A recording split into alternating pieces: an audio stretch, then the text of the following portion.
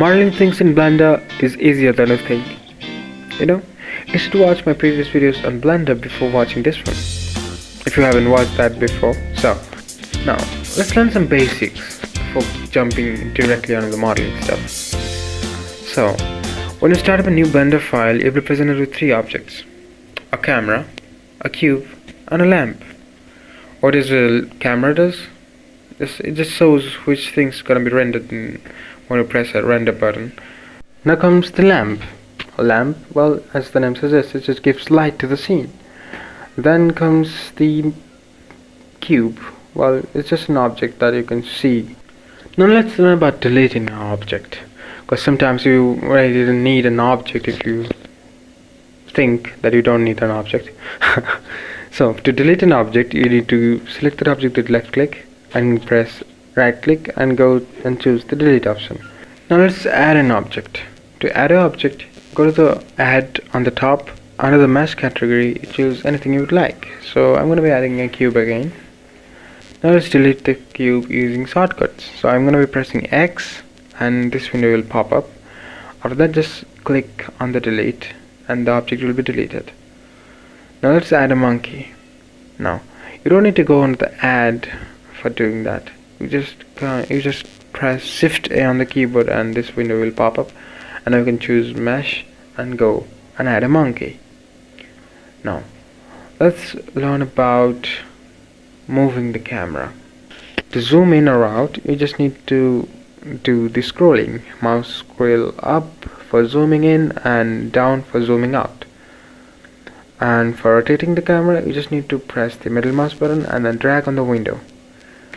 And for panning, just press Shift and middle mouse button and drag on the window and your camera will be panned. Other than that, if you wanted to go into the front view, press 1 on the numpad, 3 for the side view and 7 for the top view. Now let's change some properties of the object. However, you can do that thing also with the 3D gizmos on the top right corner. Okay, now let's learn about changing properties of the object like location and rotation and scale. You can do that on the properties tab on the right hand side. You can change the location, rotation or the scale, but it will be a bit more tedious to work with these values. So you're going to be working using shortcuts. Now to move an object, you need to press G.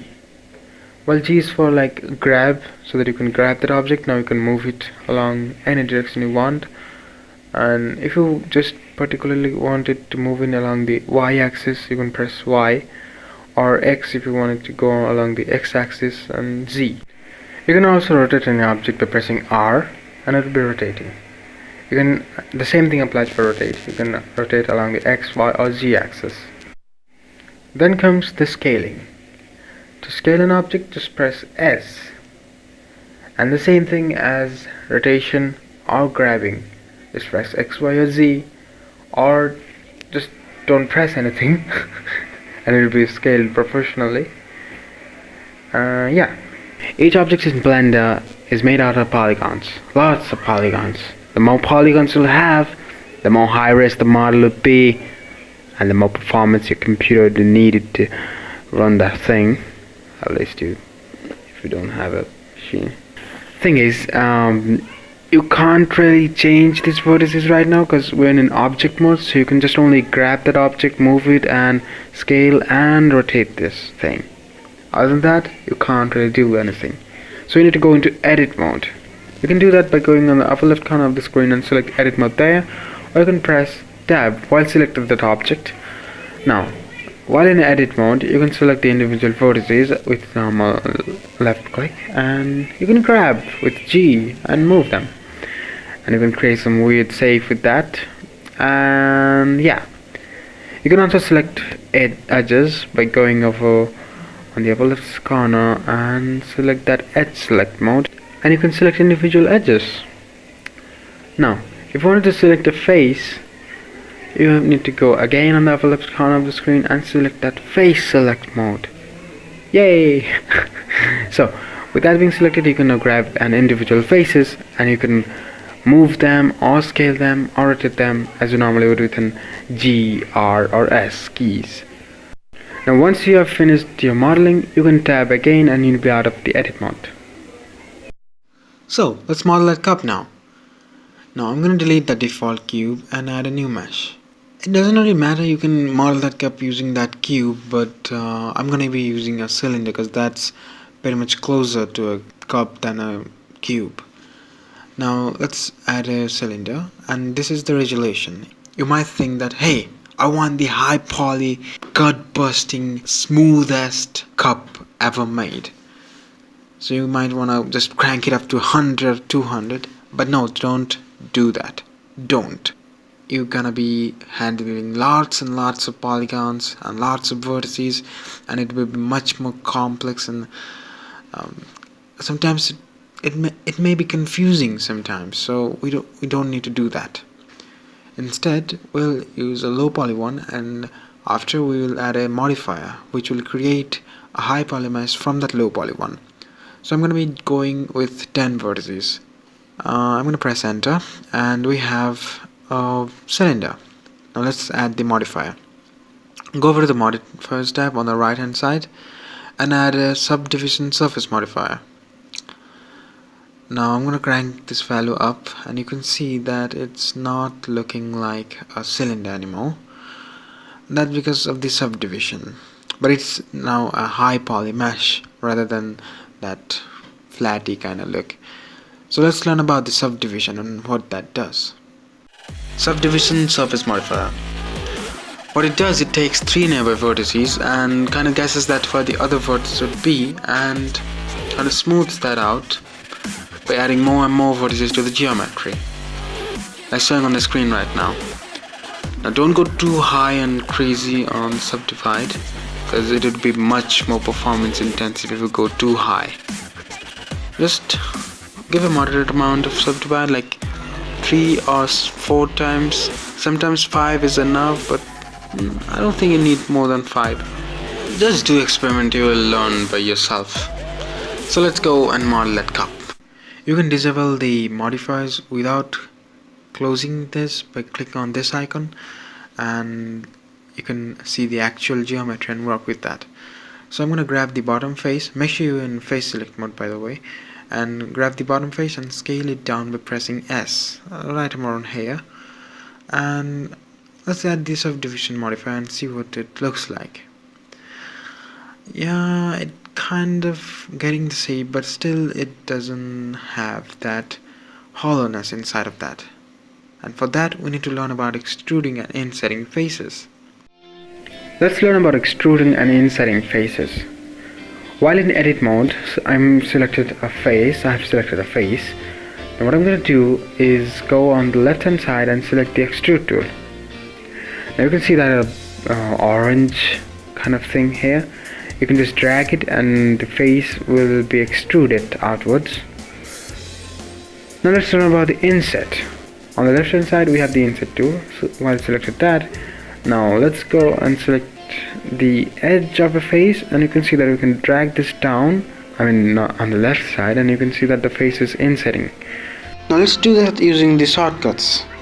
Now select a face, press I for inset, and drag the mouse. If you're happy with the result, press left click and it'll be done, or you can press right click and do that again if you want. Now I'm going to select the middle one, and I'm going to press E for extrude. Now you can extrude this up or down. I'm going to do this on the downside, so we'll have a hole, and we'll use this technique to create the hole on the cup. Now I'm going to select the top face. By the way, make sure you are in face select mode before doing that, okay? So selecting the top face, I'm going to press I for insetting and insert it a little bit like this. Now you can toggle the wireframe mode to see through the object by pressing Z and going over to wireframe mode. You can see that you can see through the object and also select objects that are on the other side of the mesh. You can also toggle X-ray mode off while in wireframe by pressing Z and turning off the X-ray mode, but I'm going to be turning that on because it will help to visualize things much better. Now I'm going to select the top face and extrude it downwards by pressing E and moving the mouse down. I'm going to extrude it until it's almost about there, and let's go into solid view mode and see how that looks. So pressing Z and go into the solid view mode, and that doesn't look right, and that's because the object is clipping through itself. So we need to scale this down and to fit it inside of that thing. So I'm gonna press S and scale it down. We are almost having a cup. Now we need to take the side edges of the cup and make it a bit rounded, and for that we need to add loop cuts. Let's learn about loop cuts. So what this loop cut does, it loops around, creates a loop around the faces that are connected to each other and gives you more vertices to work with. So to add a loop cut, you need to press Alt and R and hover the mouse on the object until you see a purple line showing the edge loop. Now as we have a cube, you can have edge loops going horizontally around the object or vertical around the object. I'm going to be adding a vertical and a horizontal loop cut. Let's add a vertical loop cut and press left click, and I'm going to press right click so it will be snapped in the middle. Again press Alt and R, hover the mouse until you see a horizontal line going through the object. Press left click, and this time I'm going to drag and do left click, and you can see that the edge loop is now a little bit on the downwards. Now you have more faces to work with. You can do extrude on these faces or anything you'd like. So I'm going to add a loop cut on the outer loop, and I'm going to scale it out a little like this and grab it a bit down, and is almost having the look of a cup now. So I'm going to go into solid view mode and see how does that looks. Press Z and go solid view mode. Yeah, it's looking like a cup, but however the inside isn't that good yet, and that's because we need to add another loop cut on the side of that cup. So I'm going to go again into the front view by pressing 1, go into the wireframe, and this time I'm going to add a loop cut on the inside loop by pressing Alt R, and yeah, click there, and I'm going to scale that out until like so, and I'm going to grab it a bit down, and it looks great. Let's go into the solid view mode and see. Yeah, it's looking great. However, there's a weird banding going on in the inside, and that's because modeling softwares can't handle anything other than quads. In the middle, we don't have a quad. It has, well, more sides than quads would have. So I'm going to insert that again, and it will be fixed. Now I'm going to select the bottom face and extrude it out just a little bit to give it that base. However, the base is not looking right. I mean, we don't want a smooth base, we want this edges to be tight. Now when you add a subdivision surface modifier, things doesn't look as it used to be. That's because it smooths everything, and we don't want that. We have a cube here, and I've added a subdivision. You can see that it looks almost like a sphere. So we need to tighten those edges. To do that, we're gonna need to add loop cuts around those edges. So press Alt R and add a loop cut, and I'm gonna push not all the way top because it will just be then a hard edge, but we don't want hard edge, just a little bit of smooth in there because we don't want to cut your hands off touching that sphere. So just go there and do that, and add another one on the downward, and just play with that, and you can see that you can just tighten those edges, and it looks right. It feels real. So I'm gonna add a loop cut around that base and move it all the way up, and add another one on the top and move it all the way down to make that edge tighter. Now I'm gonna add another one on that ring and move it down, not all the way down, just a little bit on the upper side to give it a bit of smoothing but yet a tight edge there. And yeah, So we have that base. Now the only thing that's left to create is the handle. So to create the handle, we will create it from here on the top to right about there. And for that we need more vertices to work with. Right about there we need a face. So well, I'm gonna add loop cuts. So I'm gonna add a loop cut on the top and another one on the bottom. I'm gonna kind of grab it on the upper side a little bit. Now don't be afraid if the shape of the cup is changing, because it will be fixed later. Now I'm gonna add another one loop on the right there. Yeah, so we'll have the handle going from this to there. Now let's fix the cup's sides a little bit, because the structure doesn't look that good. So you need to select the edge loops. Now remember, to select an edge loop you need to press Alt and left click on an edge, and while doing that just remember you're in edge select mode. Okay, so pressing Alt and clicking will select the entire edge. So once that's selected, you can press S and scale it up or down just to match the proportion.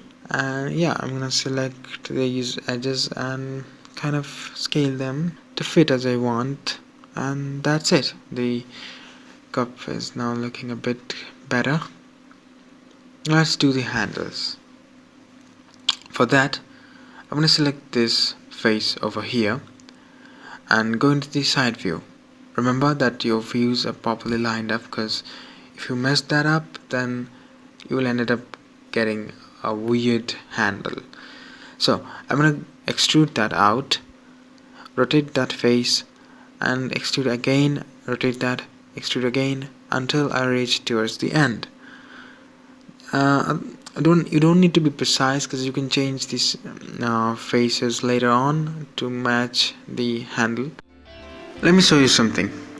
Some of you might think that let's just extrude that again and just push this inside of that cup.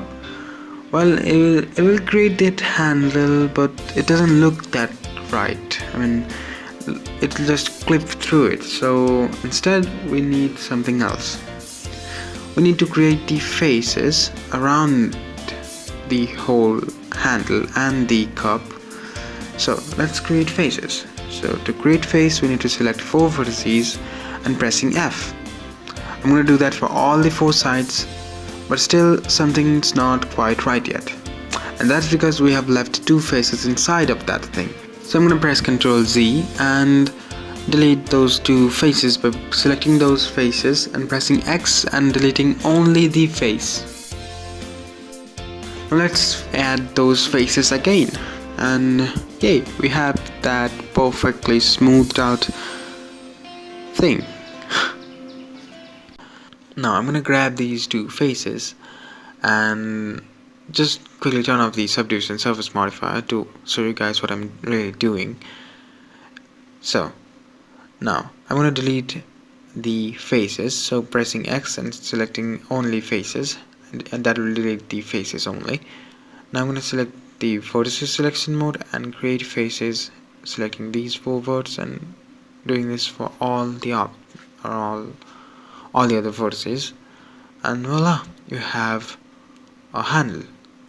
However, there's a bit of that handle doesn't look like tighty kind of. I mean, it just looks smoothed out, so we need to tighten that thing.